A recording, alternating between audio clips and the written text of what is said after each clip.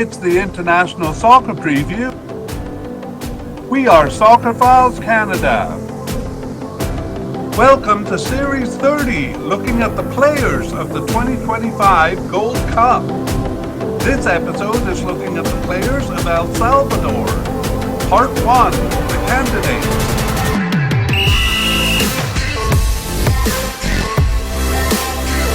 Here we go.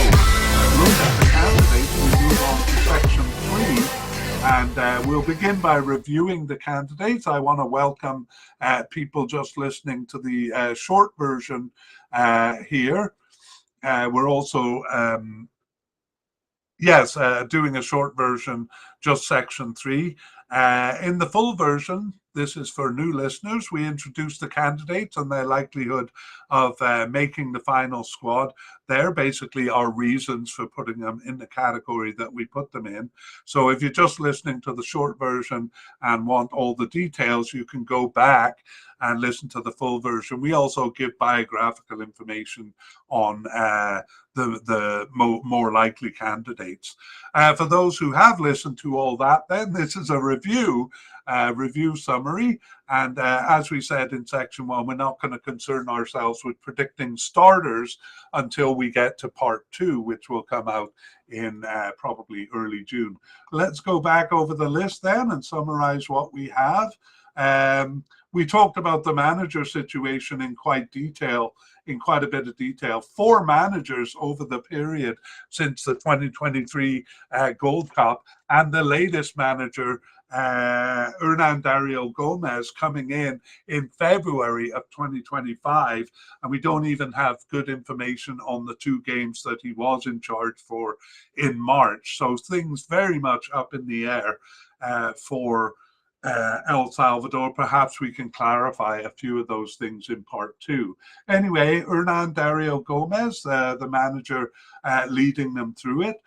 For goalkeepers, the situation is actually quite stable. We have 2 definite candidates in Thomas Romero and Mario Gonzalez. No candidates at the likely level, but possible candidates, Oscar Pleitez. Now, I am going to go over some of the names at the level below that. Usually we don't, but because there's a new manager coming in, he may bring back some of these players. We've seen some of the other managers do that, bring back in players who have been off the squad for a while, or let go of players who were on the squad for a while. So we have 3 possible but unlikely goalkeepers: Kevin Carabantes, Benji Villalobos, and Gerson Lopez. And, we won't talk about the ones that are seemingly off the squad because that list is going to get long for other positions. Let's move on to the defense. And we have central defenders. About half the time, El Salvador is using a 3-man back line, so we have a lot of candidates here. 2 definite candidates. The first one, Jorge Cruz, and then Julio Cibrian. 2 likely candidates in Rudy Clavel and Aidan Climaco. And then 3 possible candidates, Melvin Cruz, Ronald Rodriguez, and Henry Romero. We also have possible but unlikely German Fuentes, and I'm even going to name the ones seemingly off the squad because the first 2 were starters in the 2023 Gold Cup. That is Eric Sabalzeta and Eric Zavaleta. And we also have Romulo Villalobos there. Nothing's off the table for El Salvador. We have no idea who might be called back. Let's go to the left back position. No definite candidates there, but 2 likely ones. Nelson Blanco, sometimes called Nelson Flores, and Alexander Larin. And then we have a possible candidate in Diego Flores. Possible but unlikely candidate, Alex Roldan, who I think definitely could be called back under the new manager. And then 3 seemingly off the squad, Juan Barahona, Eduardo Vigil, and Jonathan Jimenez. I know I'm contradicting myself by naming some of these, but I just feel like we should because anything might happen. Over at the right back position, we have a definite candidate in Tereso Benitez and a likely candidate in Brian Tamacas, although Brian Tamacas tends to start quite a bit more, especially for the important games. Below that, though, we only have 4 players who are seemingly off the squad: William Canales, Emerson Hernandez, Jose Cabrera, and Nelson Rodriguez. That is it for the defense, and we look on to the midfield, more the defensive end of the midfield. And we do have 2 players we put as versatile midfielders because they pop up all over the field, and they are both likely to make the squad. The first is Darwin Serem, and the second is Jairo Enriquez. Both of those likely candidates. We move on to defensive midfield, and we have 2 players in the definite category here: Christian Martinez and Melvin Cartagena. And then we go down to possible candidate, newcomer Gabriel Richvicki. We have a possible but unlikely candidate in Jeremy Garay, and then seemingly off the squad, Isaac Portillo. Central midfielders, no definite and no likely candidates, but we have 2 possible candidates in Brian Landeverd and Narciso Orellana, and then 2 possible but unlikely candidates, Andres Hernandez and Oscar Rodriguez, and then seemingly off the squad, Eric Calvillo. Okay, for left and right midfielders, we do have a few players coded there, but we're moving players around a lot here. You'll see that some of the players we named have a different position than the category we've put them into. That's because they've been playing in different positions. So one of many signals of the chaos for El Salvador during this period is players playing out of position. So we moved most of the players coded as left and right midfielders. So we're just left with 1 seemingly off the squad left midfielder, Elvin Alvarado, and then 1 possible candidate as right midfielder, Kevin Santamaria. Okay, upfield we go to attacking midfielders. We have our own categories at Soccer Files here. I won't go into detail because I explained it in the full version, but basically we have categories of left attackers and right attackers. Sometimes we call them left attacking midfielders and right attacking midfielders. So on the left side, and not many categories here because, again, players are moving around and this position is not used that much, oddly. Left attackers, no definite candidate, but likely candidate in Rafael Tejada, and then a possible but unlikely candidate in Ezequiel Rivas.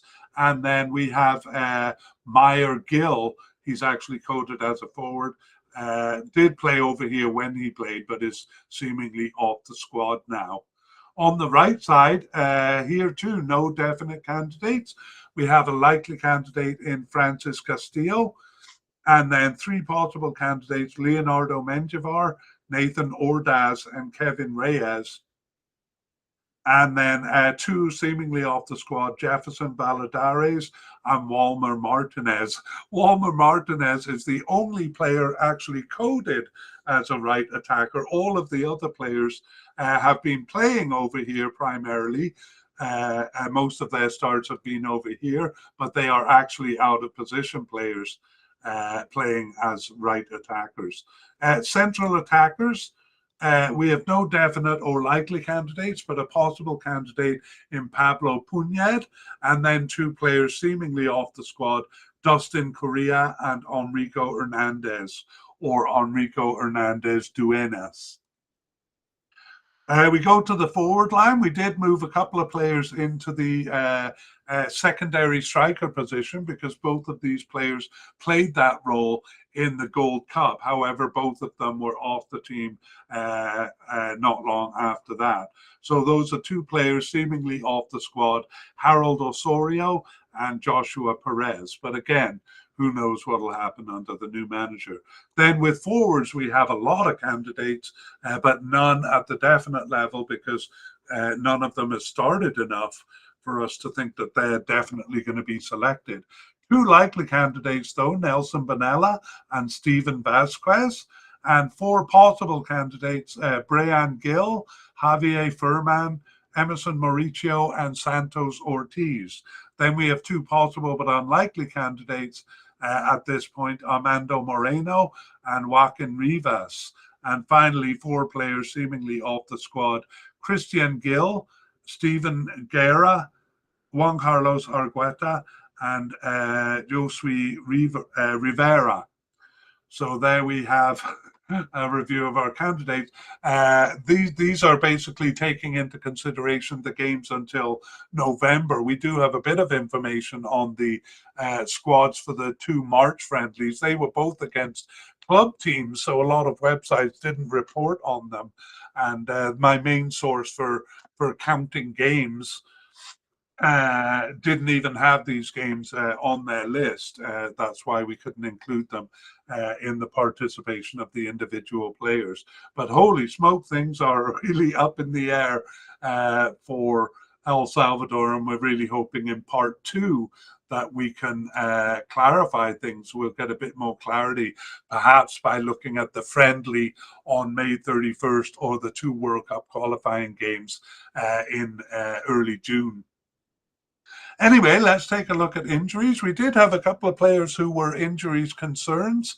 In other words, they were absent from the November 2024 games because of injury, but they are recovered. Oh, I don't have my recovered thing here, but I'll just put their names up here. Recovered from injury, Pablo Puñad. So he had a cruciate ligament injury that kept him out of all 6 of the fall 2024 Nations League games, but he has recovered from that, so will be available. He was a possible candidate there. The other one is Mauricio Emerson, and he had a ligament injury also that kept him out of the last 4 games, but he has since recovered from it. He was also a possible candidate too. Okay, then we have the other 3 injuries are unknown return dates. So the first, and all 3 of them are possible but unlikely candidates, even without considering the injury. So the injury making them that much more unlikely.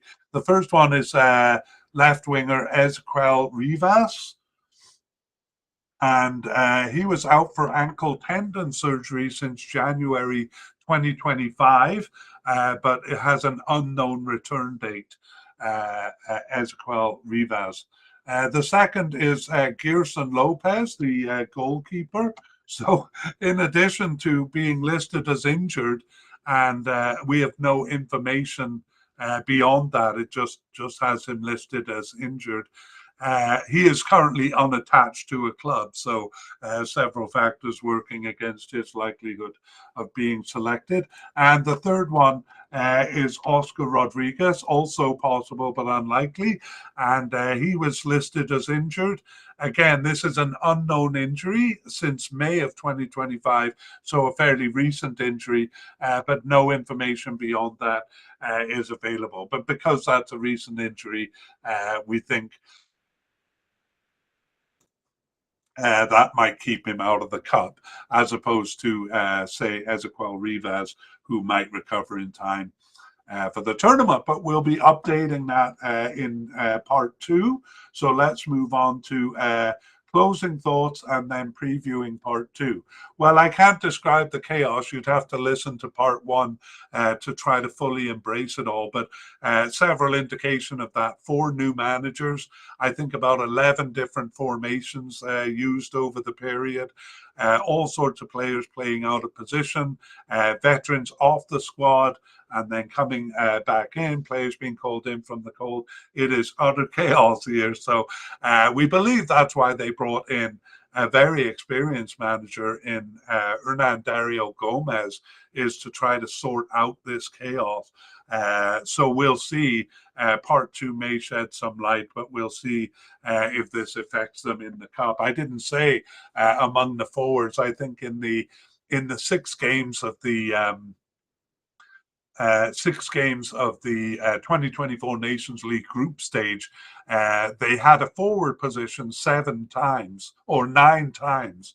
So that would be in 3 of the games. There were 2 forwards. 7 different players occupied those 9 positions. So when we get to part 2, it'll be very difficult to predict who the starters are going to be. Okay, and then our last order of business is previewing part 2. So we will go through any notable non-selections and surprise inclusions. We're going to expect a lot of those. New players. We'll also update you on the injuries that we talked about here and any new injuries that come along. So we do have a lot to do in part 2. Our main order of business there may be predicting who's going to be on the squad, but that looks like it'll be very difficult to do. Anyway, that is it for part 1. We would like to thank Future Bass for the wonderful music you hear in this podcast. The title is called Alone.